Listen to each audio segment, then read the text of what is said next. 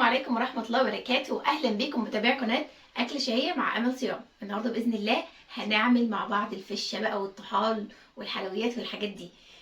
يلا بينا نشوف هنعملها ازاي مع بعض، وكل سنة وحضراتكم بخير وعيد سعيد عليكم يا رب. يلا بينا.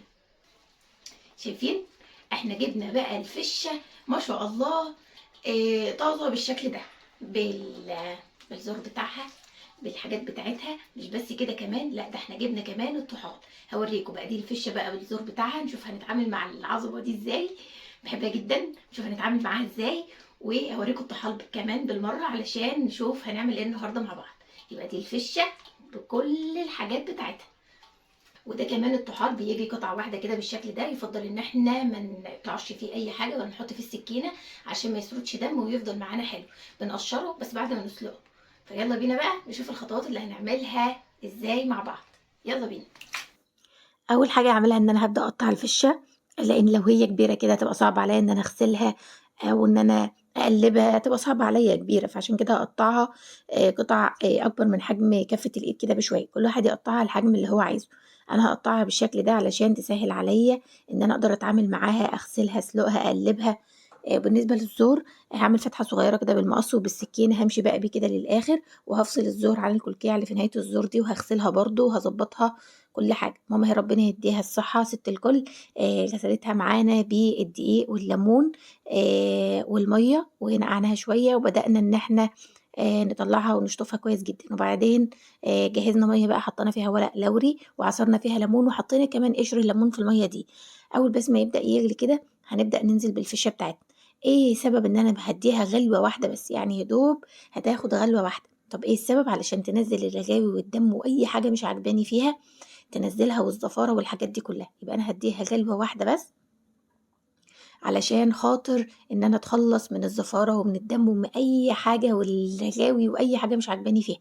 بس طبعا بما ان هي بتطفو هتتطلب مني ان انا كل شويه اقلبها، يعني من الجنب ده للجنب ده، تاخد غلوه واحده وحاسه ان الميه غليت والفشه طلعت معايا بالشكل ده، يبقى خلاص بنشيلها بقى. طيب لو في واحده طلعت بالشكل ده لسه حاسين كده ان هي لسه فيها رغاوي او لسه فيها حاجات بتطلع منها، بقلبها واسيبها احس بس ان الحاجات دي كلها هي تخلصت منها، ببدا انشيلها بالشكل ده. ونبدا بقى نشوف المرحله اللي بعد كده اللي هنعملها فيها. يبقى لي الغلوه دي عشان اتخلص من الزفاره والرغاوي والريم واي حاجه مش عجباني. جبت حله اكبر بقى وحطينا فيها ميه داخله على الغليان، نزلنا فيها بطماطم وبصل وجزر وفلفل، وكمان الليمون عصرناه ونزلنا بيه. عايزه اقول لكم ان الكميات دي كلها بتكون عشوائيه، لان دي كلها مش داخله في الطعم، دي كلها بس بتدي نكهات، بالنكه الحاجه اللي هنسوي فيها. وبعدين هجهز فلفل اسمر وبهارات ورق لوري وقرفه خشب، وهننزل بيها في الميه دي. ولو عندك كمان كام فص توم، لا اما تقطعيهم شرايح لا اما تفرميهم او تنزلي بيهم سلام زي ما انت عايزه، انزلي بيهم في الميه. انا نزلت بكل الحاجات اللي احنا شفناها دي، تاخد بس غلوه ونبدا ننزل بيها في الميه دي، يعني بالفشه بتاعتنا اللي احنا ادينا لها غلوه وتخلصنا من كل الحاجات اللي ما عجبتناش. وغطيها بقى. طبعا انا ما حطيتش سكر ولا حطيت ملح. لو انت عايزه تسرعي من عمليه السوى ممكن تضيفي معلقه سكر مع البهارات واحنا بنحطها عشان تسرعي عمليه السوى. لو مش مستعجله عليها زي حالاتي خلاص مفيش مشكله. والملح بنحطه لما نكون خلاص شايفين ان هي بدات تستوي، يعني تدخل على السوى خالص. طبعا انا بكشفها من فتره للتانيه بحيث ان انا اقلبها لحد ما احس ان هي استوت خالص. ابدا بقى احط لها الملح بتاعها. طبعا برضو كمية الملح برضو بتكون مش كبيرة قوي ولا حاجة، لان احنا كده شايفين سواها، لان كده كده لسه لما هنيجي بقى نجهزها عشان نكمل يعني المراحل بتاعتها، كده كده هنبدأ نظبط لها الملح برضو. دي الفشة مستوية خالص، تحط فيها الشوكة تحسوا انها بتجري. دي الكلكية اللي كانت في نهاية الزور، عايزة اوريها لكم برضو.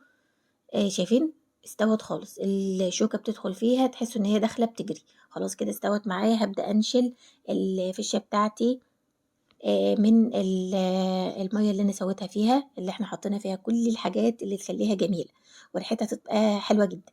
ده بقى الطحال. سبته يبرد شوية عشان اقدر اتعامل معاه، وبدأت اقشره بالشكل ده. في بعض الاوقات ممكن قشرة الطحال تطلع معاكي مرة واحدة، وفي بعض الاوقات ممكن تعذبك زي حالاتي كده، تفضلي ماشية معاها حتة حتة لحد ما تطمني انك قشرتي الطحال كويس جدا. بعد ما هقشر الطحال من الجنبين هبدأ اقطعه شرايح بالشكل ده. ممكن انتي تقطعيه اتخن ارفع تقطعيه بشكل تاني زي ما تحبيه، بس انا هقطعه بالشكل ده وهحطه في طبق ونركنه على جنب عشان نبدأ نقطع الفشة بتاعتنا. طيب دي الفشة بقى بعد ما بردت خالص هبدأ اقطعها شرايح عاملة زي الواحد، حتى الشريحة اللي هتطلع مثلا عريضة شوية كده هبدأ برضو افصلها واعملها زي الواحد بالشكل ده. قطعت الكمية كلها في المرحلة دي، وطبعا هي مستوية معايا. وحتى كمان الزور هوريهولكوا ان هو كمان لما استوي بدأت اقطعه صغير بالشكل ده، عامل بقى طعم. انت عارفين القراقيش بيبقى طعمه حلو جدا، ده بالشكل ده. كل حاجة بقى اتقطعت صغيرة، اللي بالسكينة بالسكينة واللي بالمقص بالمقص لحد ما قطعناها بالشكل ده.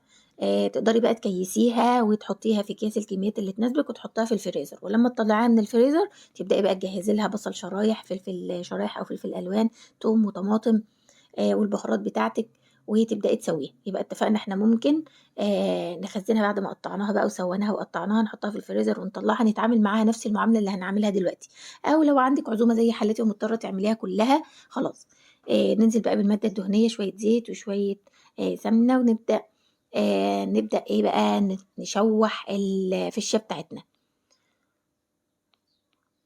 يبقى احنا ممكن عشان الكمية ما شاء الله كبيرة، ممكن نخزنها في اكياس ونحطها في الفريزر ونطلعها نعمل فيها اللي بنعمله دلوقتي، وممكن نعملها كلها كاملة. انا في الوقت ده عشان كمية الفشة معايا ما شاء الله كبيرة، لو جيت اشوح التومة عمري ما هقدر اشوحها واصفرها الدرجة اللي انا عايزاها، لان كمية الفشة كبيرة. فهعمل ايه؟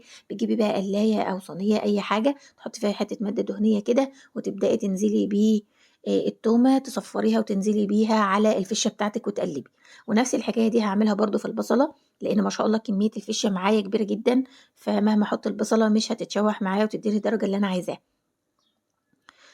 وكل ده طبعا الفشة على النار بتتشوح، وبقلب فيها باستمرار علشان اشوحها كده واخليها تاخد وتدي بين كل الحاجات اللي احنا بنحطها. حطيت برضو مادة دهنية ونزلت بالبصل وفضلت اقلب فيه لحد ما اصفر معايا وصل للدرجة اللي تناسبني. هبدأ انزل بيه برضو على الفشة زي ما احنا شايفين. طبعا الفشة على النار وكل شوية بقلب فيها. كل الحاجات دي هتاخد وتدي من بعضها، ولسه الحاجات الاضافات اللي هنضيفها كمان وهتستوي اكتر، فهتطلع طعمها رائع. البصل اهو خلاص تمام، وطفيت النار على البصل، وهاخد البواقي اللي في الصينيه بتاعتي عشان اضيفه على الفشه، بس هقلب بس كويس. وكل ده النار طبعا شغاله على الفشه بتاعتي وبقلب فيها علشان اشوحها حلو كده ونحمرها تبقى درجه لونها تبقى جميل. ايوه لسه بقى معانا الفلفل. انا عامله فلفل اخضر، ما كانش عندي فلفل الوان بصراحه. تقدري تستخدمي فلفل اخضر او فلفل الوان، ولو عايزاها مشطشطه بقى كام قرن شطه كده تقطعيهم معاها. فلفل المشطشط بصي هتخليها في حته تانية، كل ما كانت مشطشطه حاجه بسيطه كل ما بتدي طعم حلو. يعني ولا مشطشطه قوي قوي قوي ولا ان هي تبقى بارده خالص، خلوها فيها سنه شطشطه كده بتبقى جميل.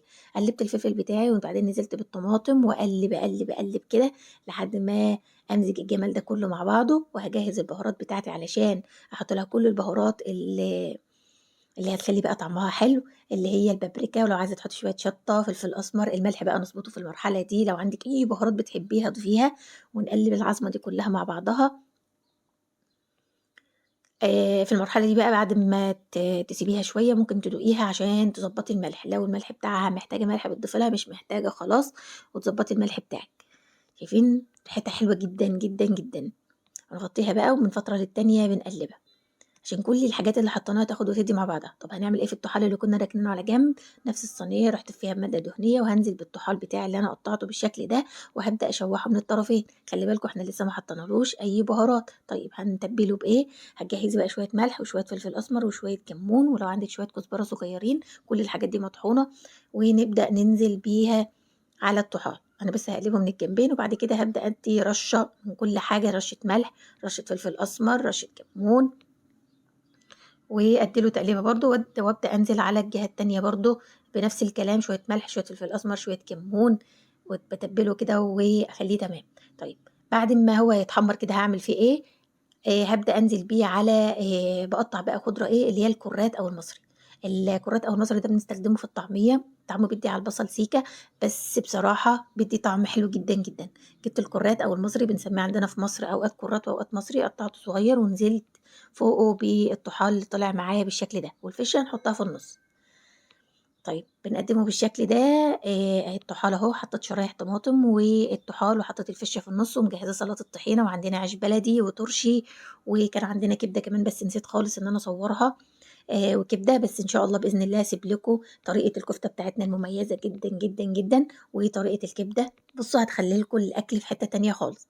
وادي الفشة والطحال، هاسيب لكم إن شاء الله بإذن الله كل الحاجات دي هاسيبها لكم في صندوق الوصف وأول تعليق مثبت، علشان اللي حابب يشوف طريقتنا في الكبدة، طريقتنا في الكفتة، وآدي طريقة الفشة والطحال، وهاسيب لكم برضه الممبار اللي هو اللي كان عامل زي الكِوَر كده أو اللي هو الصغنّن أوي.